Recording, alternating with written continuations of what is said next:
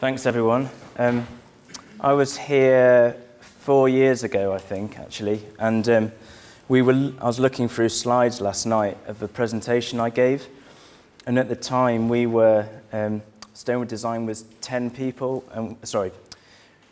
around 10 people, possibly slightly less at the time, but we were about 5 years old, so quite a young practice. And we're now close to 20, so it's grown very, very quickly. And where we were and where we've come from is three partners, myself, Nicola Dupasani and Matt Vonin, have all grown out of Feilden, Clegg. And Nicola formed the practice in 2010. And I can remember standing here thinking, no one knows a clue about who we are and what we do, not even my own mother, probably. And we were, to some extent, the last few years, we've kind of been flying under the radar. And we quite like that. We don't like the idea of being some kind of London-based practice that's with high profile. I like the idea that we are based out in the countryside. We're kind of doing our own thing, and we're trying to work out as a practice what we need and want to be. Having said that, we have actually just opened a London practice in January, but the idea is it's quite small. And so we've just moved into our new office this week. So it's our first home for a long-term future. So there's 20 of us and two in London. And when I was looking at yesterday at putting this together, I looked at the presentation we gave, because at the time we were trying to work out what are we as a practice, what are we about, and what do we want to do. And when I joined 5 years ago, there was a reality that, you know, we're small scale. It's an exciting opportunity, but you know, you've got to take a step back from the kind of £20 million projects that you're working on, and the reality is we'll be doing small extensions, and there'll be a lot of hard work, churning through lots of projects that probably aren't that exciting. And but the agenda really was about as getting involved in the craft and the making and the detail of the projects that really kind of interested the three of us at the time. And the other thing, I think, if we were looking at two things that distinguished our practice, one is the craft side, the other one is the client relationship. And especially with a lot of the small projects, a lot of the domestic projects you do, one of the most important things when you've got residential clients is that you almost become, you know, their best friend, to the point of maybe even becoming a marriage counsellor at some point. So where we were 4 years ago, we had, you know, some amazing clients that were, you know, I'd get phone calls saying, I don't like Steve's beard, can you give him a call, please? Because, you know, things aren't working out. So as well as you're spending a lot more time with them, and that was really important to us.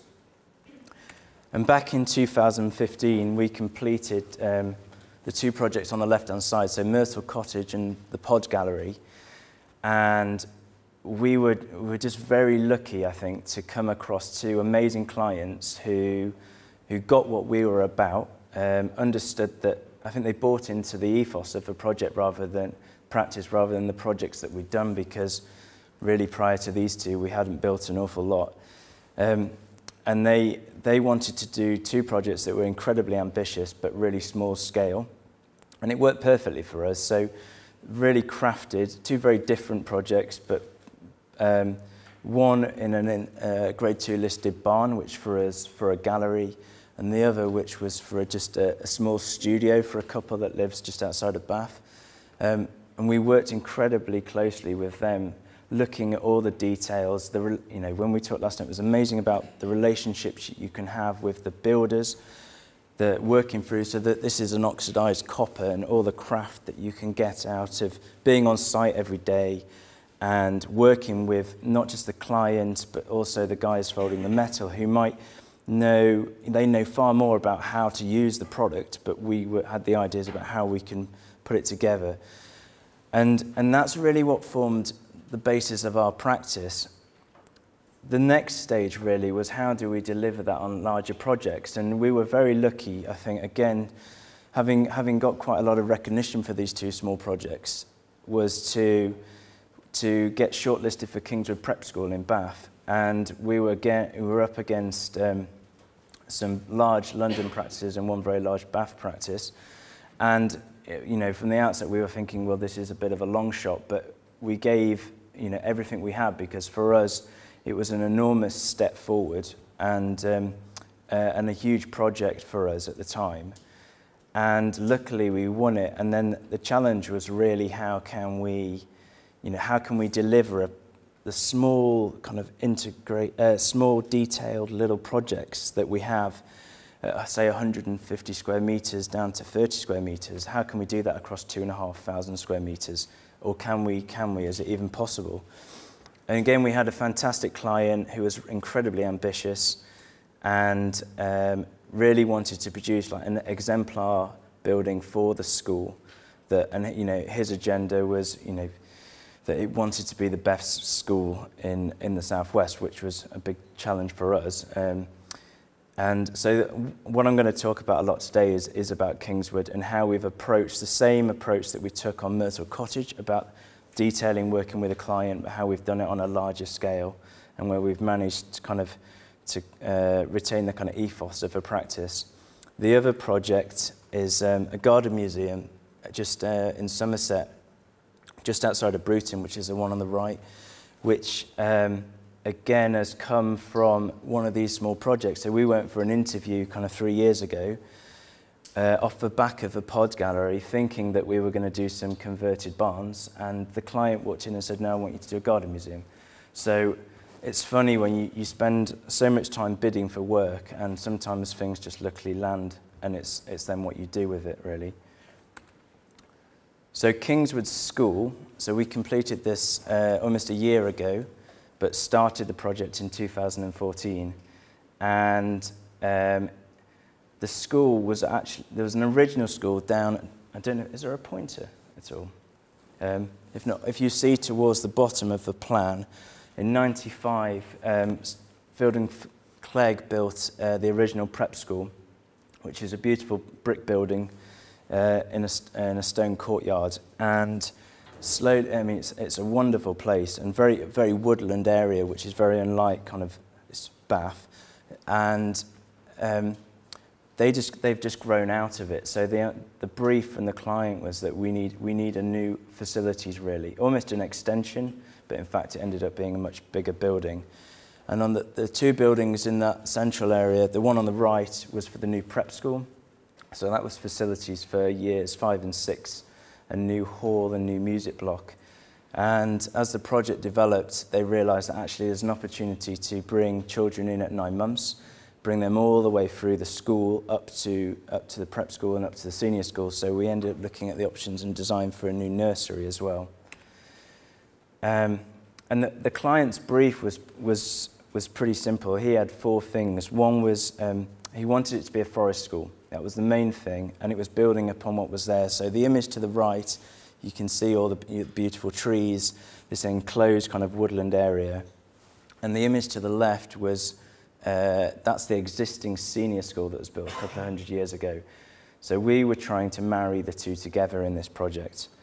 The other key agendas for him was, on top of the kind of woodland field, was the idea of visibility, which I talked through a lot in the project. Also, bringing everyone together. So it's very much this family thing. So Mark, who was one of the headmaster, our client, was very keen to create a large hall that could bring everyone together. So at the age of 11, you don't need sports standard netball courts and all those kind of things, but he did want every term to be able to put the kids, the parents, everyone together and bring this kind of community through. So we looked very quickly at, this is an early sketch that we did, and it was taking the gables and the form of the existing senior school, trying to marry it with the idea of this kind of woodland feel. So we looked at the options, so we ended up building the building out of CLT. So the whole structure, I think there's 2 steels in the building, which was a bit of a shame that we had to put them in, but it was quite a feat trying to just use the timber as well as we could and keep that timber feel going outside. So the idea of using timber shingles, but also not forgetting where we are in Bath, and there is, we wanted to keep that link, so, but we didn't want to use Bath stone. I think when you're talking about children that are, you know, small from the age of kind of 9 months up to 11. There's a tactile feel that you have to play with. And the scale of the shingles and the idea of a kind of buff style brick that had a nod to the Bath stone was felt quite appropriate. And we work a lot with models. There's a model at the front actually which I brought, which if anyone wants to have a look at the end. But over the last few years we've found it really helpful for clients we've always visualized our work through 3D, and we've started using products like the VR because it's helped them, but models by far and away have helped. So we did a lot of that, working a lot with all the members of staff to help design this scheme. But it ended up being 2 buildings. The first one was the nursery, and this is a rough layout. One of the other agendas was that all the classrooms, nursery and the prep school, should be on the ground floor level, so you easily access to the outside. The school already had this ethos of, doesn't matter if it's raining, put your wellies on, we'll go out and play. So the idea of forest school, kinesthetic learning was really important to them. And the prep school was very similar, so similar in language. So when you look between the two, what we've tried to do is maintain the idea of these kind of little houses, clusters, and with a shingled roof that comes down the side. Obviously, when you're dealing with a 2,000 square metre building, it's a bit more challenging. So we looked at ways of splitting the building up. So there's 2 segments, if you like. One is the kind of teaching cluster, which is so that the lower pod, then there's a link space, and then a similar size space for the hall and the music room. And they're all centered around this existing platform, which is an amazing little play area. So the idea of almost creating an outside teaching space. And this was a very early sketch that we did just to look at the concept. And from a distance, if you're looking from Bath, the idea was that for both buildings, because there's a level change in the site, the ridge height was the same for both, even though the prep school was a 2-storey building, it was set down in the landscape. So anyone coming from a way off, all they'll see is this kind of shingled form which flows, so the gables from the senior school, but almost in a more domestic way. And then what we looked at on the prep school was a bit more rigor on the ground floor. So at the lower level, there's a kind of colonnade take from the existing senior school, where we've kind of got this more mature system of this start-stop. It works very well with all the classrooms, but with the nursery, we've tried to be a bit more playful. So we've got a low-level plinth, but if you think, my daughter was 4 at the time, so her height, she was about here in height. So we used her as a bit of a guinea pig for quite a lot of the project. So trying to think about how would it feel to be 4, you're lowering the windows, trying to be a bit more playful. And so instead of that kind of more grown-up rigor that we have on this lower level, we've used the windows to break it up and be a bit more playful. And when we go through the project, you can see how that kind of results inside. As I said, the whole project was CLT, so it's the first project we've done with cross-laminated timber. And one of the reasons we did it is it shaved 3 months off a construction period, which from a program point of view was brilliant for the school. The other real reason was that the client really wanted this idea of timber. So obviously one option is you could do masonry and we could clad it all in ply. But I think there's a real honesty to this, and there's a lot of research gone into how, as well, timber buildings can help improve health, well-being. So it felt perfect for a school. And so you can see here, on the left, this is the finished article. So that's the inside of the sports hall looking through to the teaching cluster. So you can kind of read the relationship of the timber inside and outside. On the right, that's what turned up on site. So there's always challenges with these things. The timber wasn't, you've got to remember with things, it's not a finished article, it's very rough. Your windows aren't cut to 90 degrees, even maybe they should have been. So, but I think the beauty of working with this product is that there's so much opportunity to be able to manipulate it. And so it was very easy to cut things out, make things work. Changes that had to be made on site structurally were very good. I'd say one of the main challenges for anyone looking to do it is that there's a lot of coordination up front. So as a team, you really need to buy into a project like this. So, for example, any hole over 80 mil had to pre-cut in the factory. So M&E engineers quite quickly we had to be working through where all our service runs, where do these holes need to be. And inevitably, you can't get everything right. So I think we had about maybe 80% of the project was captured, and we were just having to work the other bits through as we went along. But I mean, it was amazing. We had 2 projects, one just down the road, which was a masonry project, a lovely building, residential project, and it was going up quickly, and I was pretty skeptical about this. And I think over the course of about a week and a half, this was the nursery side, came up very, very quickly. So there's a lot of initial work, and you're wondering what they're doing, and then it just absolutely flies up. And so from where we were, this is the finished nursery space. And internally, we have a reception classroom which is slightly separate. So there's 2 reception classrooms, babies and then toddlers and preschool. And as I show you through the scheme, one of the key things was about visibility. So when you come into babies, I think it's really important that you know where you're progressing to. So it was about how you could use the windows, the play areas to look through into toddlers, and toddlers look through into preschool. And then, again, that language comes through into the prep school, but in a slightly different way. And we were very keen to be involved in a lot of the joinery in the project as well. And we did an awful lot of work with the nursery head, who was absolutely fantastic, working with her to look at how we could get themes going through the project, but we understood how they worked with the age groups. So the one on the left is the baby's room. All the spaces are quite similar, but we took this idea of these small tree houses, starting one with a very small slide, but windows at low level looking through into the corridor. So there's always this idea of connectivity. The image on the right is the toddler's room, so still taking the idea of these little houses, but making it more into a play space. And then thinking of other creative ways of how we can bring play into the building. So the image on the right, you can see there's a bookshelf almost as a spine down the middle, but the idea of putting something behind. So we've got a little other play area, starting to bring slides into the building, and just working with them to find fun and interesting ways to kind of use this space, but trying to make sure it's all out of timber at the same time.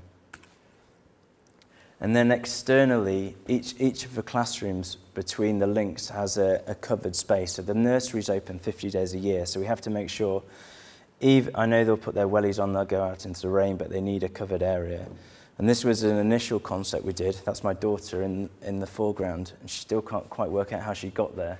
It seems to be lost in her, the idea of renders. But this idea of dappled light coming through the building, a bit like being in a forest, was our initial concept. But what we were very mindful of is that, there is a budget, it is a school, it has to be delivered, for just over £2,000 a square metre. So it was like, how can we do something like that without it costing a fortune? And where we ended up getting to, so this was the finished design on the left, is we worked very closely with the guys on site. So the timber shingles, out of all the subcontractors, the shingles guys were fantastic, really, really good. They did a lot of work with us on and off site to make sure all the details worked. And with this canopy, from a cost perspective, we could only really afford something cheap. So it's actually a polycarb roof, and which keeps all the water off. It lets the light through, but the problem with it is they get dirty very quickly. And so the feeling was, what can we do as a cheap option? So we did a lot of work outside of the contract to work through what can we do with these things. So we were looking at just getting marine pie, cutting it in different ways. This is one of the finished ones, but we made a lot ourselves. And I think this was coming back to all the things that we did on the early, smaller projects, about taking things into your own hands sometimes, making things and not forgetting that you can still do crafted elements to projects even on £6 million builds. But sometimes there are restraints with working with large contractors. you know that if you would ask them to do something, especially on a traditional contract, that the costs of working through that could be significant. So sometimes you just have to do it yourself. And this is one of the things that we did in this area, is we did a lot of options for how we could do this, but how we could save the cost. I think we ended up saving the client about $5,000 just by looking at cheaper materials, but using them in an innovative way. Another thing is there's these shingles actually. So in some areas, they're called fancy butts, and I don't know why the contractors called them that, but these rounded shingles, they were a lot more money, so we could only use them sparingly. But at the end of the project, there was quite a few left, and it's like, okay, we don't want to waste these things. So this was the entrance to the nursery, and typically you've got sensors, lights, all those kind of things that you have to deal with. When you're doing conceptual work, you forget about it all. So it was like, well, okay, rather than trying to stick them just into the shingles, what can we do that's interesting? And so we came to site one day with a pattern to say maybe we can do something more of a kind of flower, be a bit more playful in the nursery. And it shows how good, if you get a really good team on board, how well it works. So the image on the left, it was a rainy day. I got a text from the shingles guys saying, we're in our garage at home, we've just put this pattern together, what do you think? And I love that, because it shows that you're not the only one that's trying hard to make a difference. And so we took it, and then we bring the roof down, we've rebuilt it up there, and I think it works quite well. And it was one of the things that came late in the project, but because people were committed to it, it was an inexpensive change really, and it was just using products that were going to go in the skip if we didn't do anything with it. Carrying on the kind of fun theme, I mean, this is other things that we've done with the nursery just to make it more playful.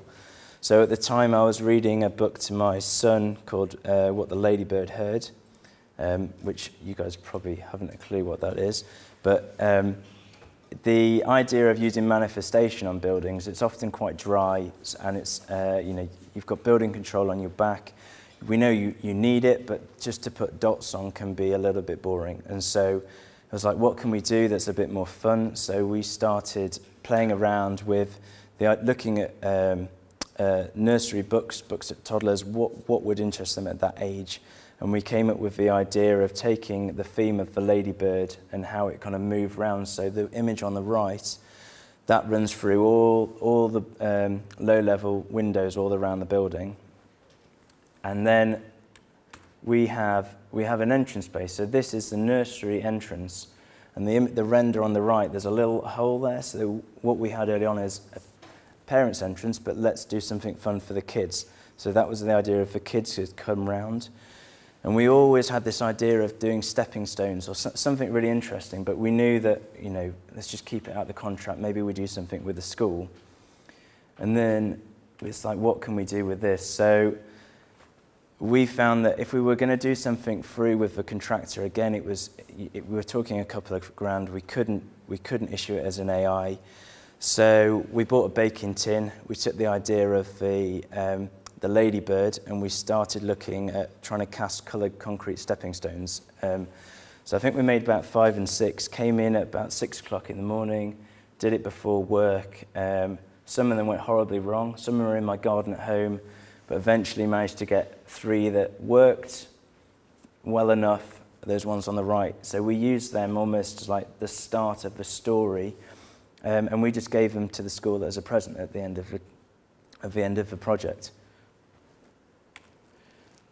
But I think following that, we work a lot with materials. So when we've worked with the school, and it's the same with all projects, these is an example of the kind of boards that we use to present to them. So they really get a feel of the kind of palette of materials that we use through the project. And all that language we then try to take on. So this is the prep school. So it's trying to keep a similar feeling, similar form, very woodland identity to it, but it's a much bigger building. So on the ground floor, it's split. So you can see the hall on the right-hand side render. There's a link space, and then on the left-hand side, there's a teaching cluster for year 5 and 6. And what we did with this is we have to think about how the school works now, but how the school could work in 10, 15 years. And because it's an independent school, we don't have to there's 30 children isn't in a classroom. They're very fortunate that it would be only up to about 18, 20 children.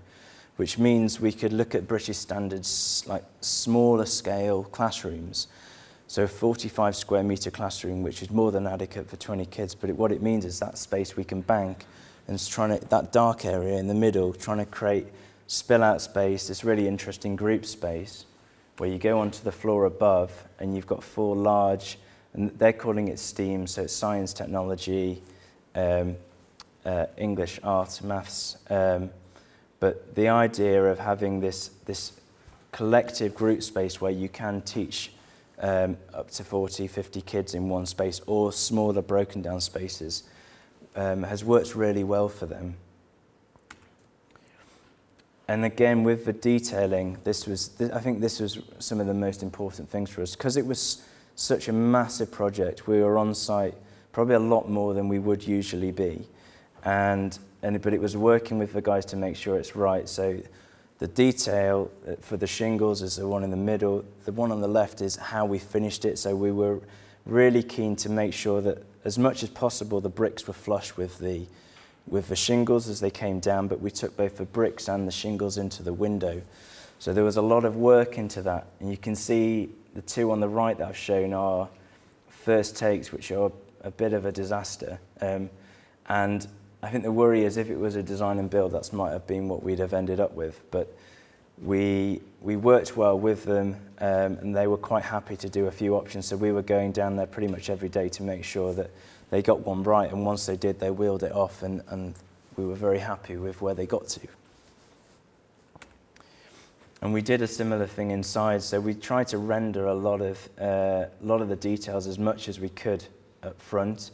So this one is one of the science technology rooms, and we've used Troll Deck which is a really cheap acoustic product on the ceiling, but how you can bring it to life a bit. So we've used dark lining around a lot of the windows, which again is another nod to the senior school.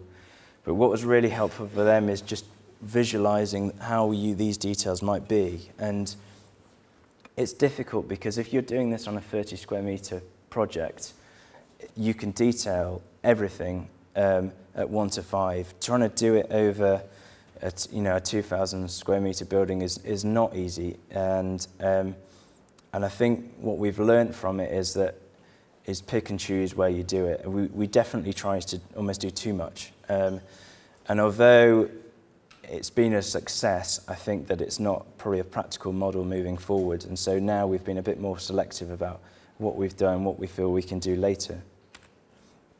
This is another example. So we were trying to bring the bricks from outside into the building as well. This is that shared group space that we talked about.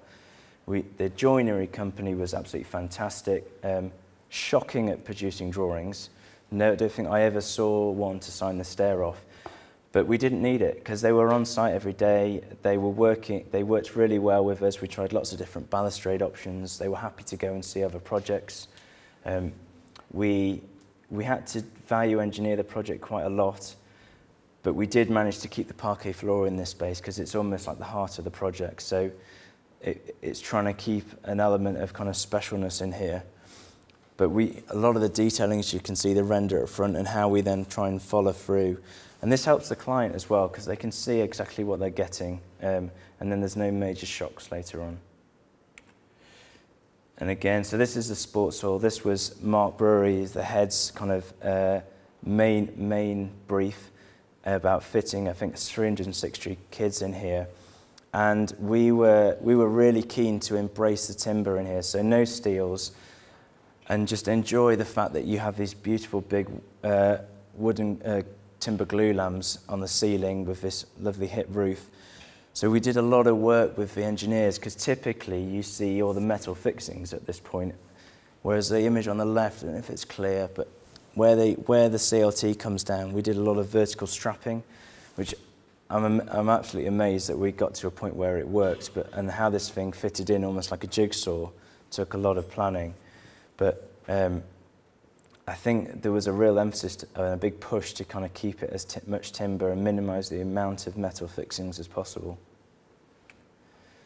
And other things that we've done on site, just to kind of off our own back, I think, just to try and bring this project to the next level, is things like if you've got a timber building, this is a crosstalk attenuator, so some of the classrooms are internal. They only have one glazed facade, so they needed to deal with acoustics, ventilation, and the reality of it is that you end up with beautiful timber buildings with metal grills, and we were really trying to push hard against that. So what we said to the engineers is, what was the free area that we need? And typically it's 50. So it was like, okay, if we do something out of plywood, can it be at 60? So these we made. We just got them laser cut, looked at kind of 50–60% free area, looked at the integrity of it, had it sprayed up, and then that was the final result on the right-hand side. And it's just finding, I guess, cheap ways as well to interesting solutions that we can do ourselves. And if we can help the client out with that, we will. And then just some final spaces. So this is the shared group space upstairs from the top, and then looking down onto the larger space below. And the art room on the left-hand side, which I think was definitely one of my favourite spaces. And just the views in there. They previously were in a basement, and the client was wonderful, but her room was, had no natural light, had no views, it was no inspiration. But she did have the biggest storage cupboard I think the world has ever seen. And even one of my colleagues at the time was from Kingswood School, and we were pretty sure we found some of her work in there from 15 years ago.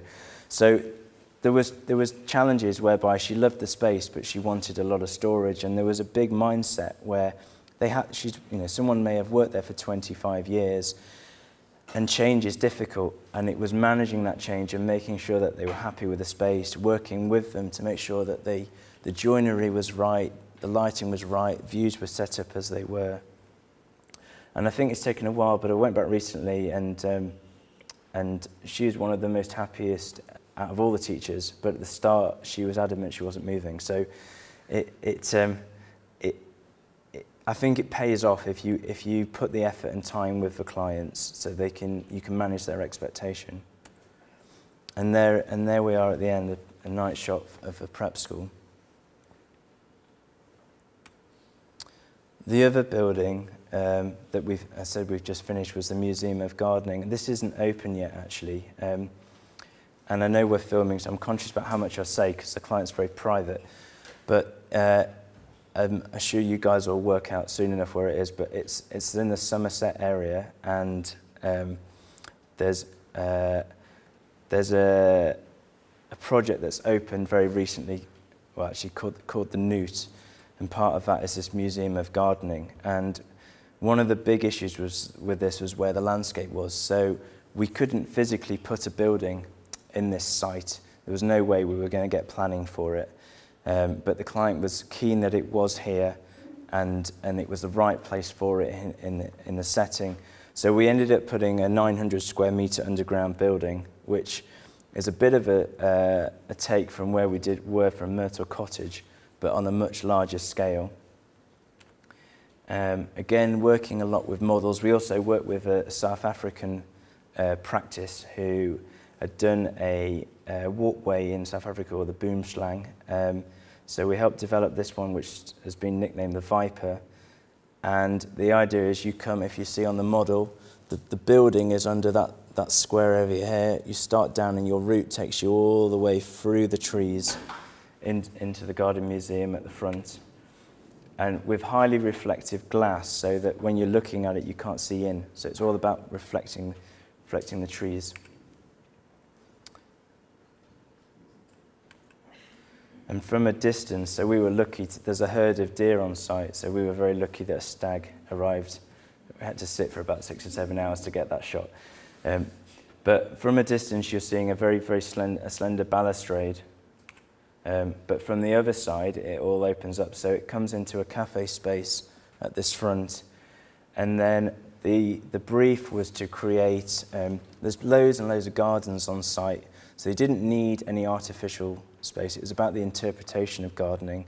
So we worked with a interior museum designer called Crosman Dion, and they it was one of the first times where we've had to work with someone, have a collaboration. We haven't had full ownership of a project, so there was a big learning curve for us, because effectively we were producing a glorified box for them to come into. But if we, again, similar kind of things where there's a rammed concrete here, which we did a lot of work with, producing lots of samples, working through lots of colours, and again working through inside with all the joinery, and that's the space before it's been filled. And the bits that we did look at and control, so the image on the right, that's for coat hooks. So it was like, what can we do rather than put coat hooks on? So we worked with a company called Iron Art in Bath, and that was to look at kind of the idea of bringing the gardening inside, just creating, you know, interesting metal work that is just unexpected and can offer something different. And we shot this relatively recently. That's my family running around in there. I haven't showed many pictures. I'll wait for you guys to go and see it. But it's an interior hedge which runs along lots of different openings and shows lots of different gardens throughout the years. So a very interesting brief, and really good to work with another company, try and, as I said, produce a building that has a level of flexibility with working with a designer who doesn't know what they want at the start, which is always a challenge. And then this week's been pretty hectic actually, because we've actually moved into our new office, and it's the first time that we've managed to do something that tells us, you know, what we're about. And now, as we're almost 10 years old now, you know, we know we're very much about craft, very much about making, and we wanted to create a space that showed that off. And we've moved into a place where the image on the top left was a Chinese restaurant called Delicious House in Corsham, which is just outside of Bath. And the bottom left is, as of this week, is where we are now. And we basically, we gutted the whole building. It was a grade 2 listed building, and we did have a limited budget to work with, but we made it all about the staircase, so it's a kind of split level space, but very open plan. And it's another example of how we're trying to work. So this is the staircase that we've produced. We work very closely with a company called Cam. So a lot of work on site about how we can fold the metal, how we can hide the stringer to keep it floating.